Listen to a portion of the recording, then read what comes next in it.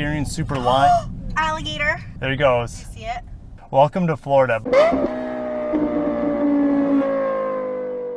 We're in the refresh 2023 Toyota Corolla. This is the top of the line XSE coming in at just over $28,000. We got the family loaded up and we're gonna test this vehicle out to see if it's worth its price tag. First things first though, the big changes of 2023 are under the hood, so let's get into it. Now lifting up the hood, this is definitely not an aluminum hood. This thing is very heavy compared to something like the Honda Civic. Now this engine's, I wouldn't say all new, but it is standard now for the Corolla for 2023. 169 horsepower and 151 pound-feet of torque. And the great thing about this, it is replacing the 1.8 liter and it gives us an additional 25 pound-feet of torque as well as an additional 30 horsepower. On the way out here, we saw 42 miles per gallon, which is quite silly. It does have a CVT transmission, but it has a real first gear to help launch this vehicle very efficiently. And while we're at it, we're going to check out the styling of the new Corolla. We have refreshed headlights here, not only the headlight itself, but also daytime running lights that have been upgraded. On the base LED trim, they don't look quite as fancy, but they still have a nice edge over the previous, or should I say the pre-refresh. On this XSE and the SE, we also have this glossy black trim up here on the front. And we get this unique mesh pattern on the sporty grades as well.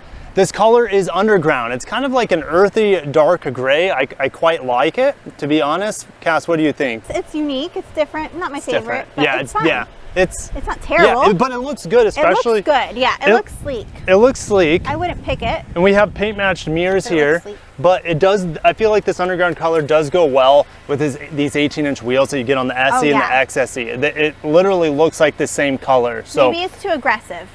Maybe that's too aggressive for you, but for me, it would be great. It's just personal preferences. Yeah. We also have a black glossy. It's almost like a sparkle. So there's metallic on it with this little running board, or I guess you could call it like a little side skirt at the bottom. Paint matched handles on here as well. So let's come around to the back. We got some updates for 2023 on the styling here as well. So we have this little deck lid spoiler that's kind of this metallic black, just like the side skirts we saw earlier. The taillights, as far as I'm aware, are exactly the same as a 2022 model. Now, what is unique here is on the bottom. So this rear diffuser is brand new for the sporty grades for 2023. And we also have this cool double tip polished exhaust back here that definitely from the back makes this look a little bit more aggressive, a little bit more sporty. Since we're in the back here, let's check out the cargo capacity here. I took this to Trader Joe's this week and I had tons of space. So I had enough food and supplies for a whole week for a family of 6. Well, young kids, because growing kids might be, or bigger kids I should say, might be a little bit different. But one of the surprises back here is the jack as well as the spare tire, which is pretty rare on today's cars. So I love that extra safety feature here and that peace of mind that we have. You can also fold down these rear seats, which I won't be able to do for you today since there's one sleeping kid back there and there's also a kid on an iPad back here. So in the back, let's talk about the quality materials. We have hard touch on the door, but we have a nice stitched soft touch here. We have our Strider, our Husky's hair in here as well, so it has been well tested. There's a cup holder between the kids and an armrest. We have 2 USB-Cs down there as well. This has the optional all-weather mats. And we have a nice soft back to these seats. These are trimmed in Softex. This is synthetic leather, and you also have a nice red stitching around these seats on the back as well. There are no vents back there for the passengers, however, but let's go ahead and get on the inside. So get into the front seat. The first thing I noticed are these red accented seats with that leather-like Softex. These seats are really comfortable, and we felt great driving out here in the middle of nowhere to get this coverage. Yeah. Now, if we sit on the inside, you do sit a little bit lower in here. You mentioned it seems lower than our 2012 Prius. Seems lower, it definitely is. So yeah, I still feel like I have good visibility though in here, even though I'm sitting down on the ground. This is soft material on the back. It was a hard material, remember. We have not powerful mirrors, but we have electronic mirrors with blind spot monitor. Blind spot monitor is not standard. It is an available option on the base LE and SE grades. Now, what is standard for all grades is this 8-inch screen here, which has wireless Apple CarPlay, wireless Android Auto. It's we love it. We are responding to text on the way out here. It's super easy to use. I have it plugged in with this USB-C down here, but you can also, I mean, it's wireless as well if you want that functionality. And there's also additional USB-C here and a 12 volts. So you have 4 USB-Cs in this car and a 12 volts, so lots of accessory power. I believe the only way you can get heated seats is here on this XSE grade. And so you have a high and a low for the front passengers here. We also have the optional wireless charger. That comes packaged with the JBL sound system. After I dropped the kids off, I was cranking it this morning, and it sounds actually pretty good, better than I was expecting. The base system I think is 6 speakers, and this one 8 speakers. We also have a sunroof, so I guess that's a benefit as well. We have a nice leather wrapped steering wheel with all the safety features built in on the right side. So this is your radar cruise control, which is standard. This is Toyota Safety Sense 3.0, mind you. And you also have lane keep assist, etc. And behind the steering wheel is also unique to the XSE grade, which is a 7-inch MID. The base grades come with like a 4-inch MID, so the only way you can get this is on this top grade. Last thing I want to mention are the materials in here. They're very ho-hum. It's not a very luxurious experience, and it doesn't need to be because of the entry-level car that the Corolla is. But we have some stitching here, but it just, you know, even though it's soft touch, like the dash sticks out a really far distance, and it just seems a little underwhelming, I feel like, compared to the Honda Civic that we tested. On top of the dash though is a much higher quality material. I just wish this was on the doors as well as the dash to kind of elevate the experience in here. Just found out while driving, even though the dash around the screen and everything and up here is soft touch, the doors are soft touch, this thing that sticks out over here is a hard touch plastic. I don't know why this piece is hard touch and the rest of it is soft, but there you go, another reason why this is not a luxurious interior. I didn't mention climate control. The AC in here blows really cold on the way out here. We just had it at 1 bar. It is, how hot is it? It's 85 degrees out. We just had it at 1 bar. So it's able to cool down this car really, really well.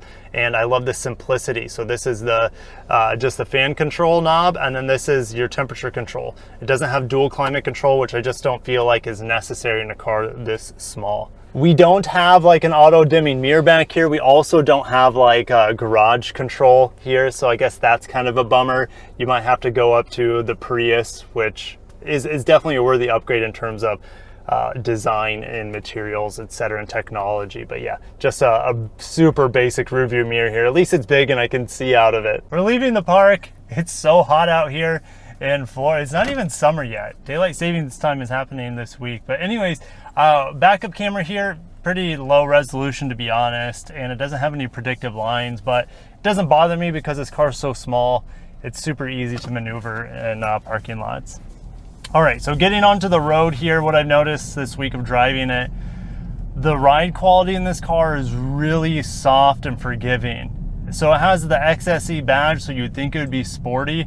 It's really only sporty in looks with, you know, the red tinted seats and, you know, the big wheels and upgraded exterior bumpers and stuff, but like it is nothing sporty at all. Like the steering is so light at all speeds. Like I could easily steer with just one finger here. Steering super light. Alligator. Oh my gosh, yes, check this out. You just scared me. Sorry. This is why we don't live out here. You went to school out here. I went to school out here. This is probably 6-7 foot alligator right here. And you just saw it walking across. Uh-huh. There he goes. You see it? An alligator. You know, he's mostly tail, but isn't that crazy? That's absolutely insane. How many feet away from that park is this alligator? He just walked right, yeah, that's right. Well, there's a sign over there that says alligators, no swimming. Welcome to Florida, but we'll keep going here because oh my goodness. that's like, honestly, it's right next to the park. We just left the park. But the park, you know, here's the thing. The alligator won't be anywhere near the park because it's not directly adjacent to water, but there's the water park. It's a little too close for comfort. It's too close for comfort, right? All right, so yeah, U-turn here. As we got off track with the alligator, like, my gosh, it's super, super tight, which just, you know, goes to say that it is really easy to drive in tight spaces. And the crazy thing, like, yeah, that's not that big, to be honest. It's like a teenager, honestly. Yeah, he's a teenager. Like this Santa Fe is just doing U-turns. I want to check it out. All right, so let's talk about the handling. Like I said, steering's super light, but this car only weighs about 3,100 pounds, so it's still fun to throw in the turns. That first gear has some good pickup on it, and we do have paddle shifters in here, which is kind of funny. You can move the shifter here to manual mode, immediately downshifts, and you have 10 fake gears to play with. So it says I'm in manual 1 right now, which I would assume is the actual physical gear. It absolutely is the physical gear, which actually gets you about 30 miles per hour on its own. Then after that, you can kind of feel a little bit of a disconnect. But the shifts are actually kind of fun to play with. Would I ever do it on a daily basis? Absolutely not, but I guess it's there for a more sporty nature to this vehicle. This 2-liter 169 horsepower is about 2 seconds faster than the old 1.8 liter. So I put it in sport mode. Yes, we have the sport mode in here. I'm gonna torque brake it and go. It slams us in the back of the seat and then nothing happens. And there's 60.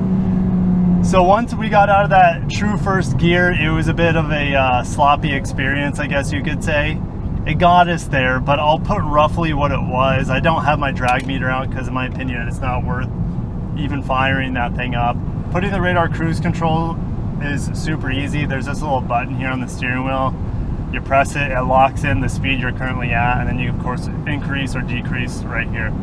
Now, when we were in town and when I had it on the shortest setting, and there was a car in front of us that I thought wasn't that far, but it just like, it didn't read it very well and it slammed on the brakes.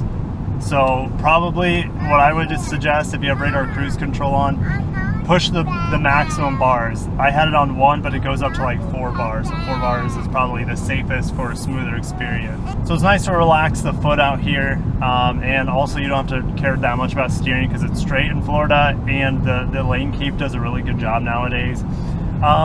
It is pretty loud in here. Now this road is notoriously loud, but the Corolla, once you get over 45 miles an hour, you start hearing things from the road, and it probably doesn't help with these 18-inch wheels and these skinny tires. I'm sure it's a more quiet experience with the base LE and the smaller wheels and the fat tires on it. Surprisingly though, once you're up to speed, I'm going about 63. I just put my foot down. It is super responsive and quickly gets into the power band to make this thing like decent at passing cars on the highway.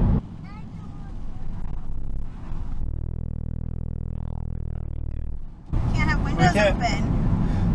I think we're about to fly away.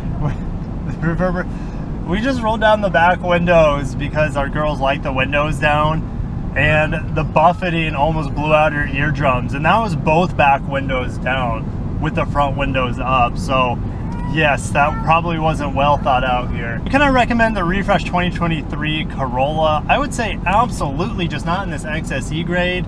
If you want to have the sporty look, just get the SE and save some money, and if you need the JBL, you can add that on to it.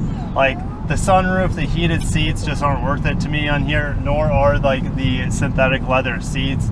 I would be just fine with cloth seats, and also would be fine with a smaller MID here.